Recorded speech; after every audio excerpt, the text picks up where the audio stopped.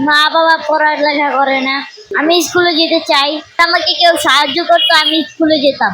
আমার পড়ালেখার শখ। 7 বছর বয়সী সাইফ এই বয়সে হাতে যখন বই খাতা ও বিভিন্ন খেলায় ব্যস্ত থাকার কথা, ভাগ্যের নির্মম বাস্তবতায় এই সময় কাটছে সারাদিন কাঠের গুঁড়া করাতের শব্দ আর ভারী কাজের মাঝে। পরিবারের আদর যত্নে বড় হওয়ার বয়সে তার কাঁধে পরিবারের বোঝা। সারাদিন কঠোর পরিশ্রম করে কামানো সেই 4,000 টাকায় এখন পরিবারের বড় ভরসা। পরিবারের এই দুঃসময় কাটিয়ে স্কুলে পড়ার স্বপ্ন দেখে এই সাইফ। মা বাবা পড়ালেখা করে না, আমি স্কুলে যেতে চাই।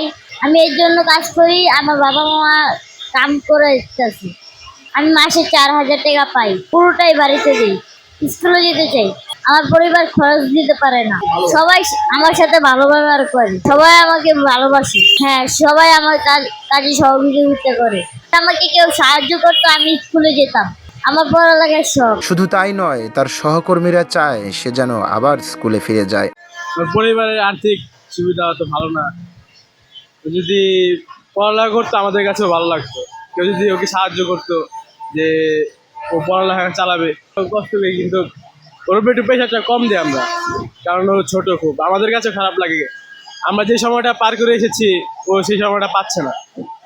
হ্যাঁ, ছেলেটা খুব ভালো, এখানে কাজ কাম করে, আমাদের কথা শুনে। হ্যাঁ, ওর সমস্যা হইতেছে কি, ওর পরিবারের মধ্যে আর্থিক অবস্থা খুব ভালো না, তাই তো ছোটো থাকার পরও এখানে কাজ কাম করে।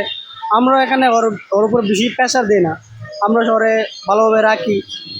আর ও যদি ওরা কেউ সহযোগিতা করতো তাহলে ওর জন্য অনেক উপকার হইতো। সাইফের মতো হাজারো শিশুর স্বপ্ন আজও অপেক্ষায়।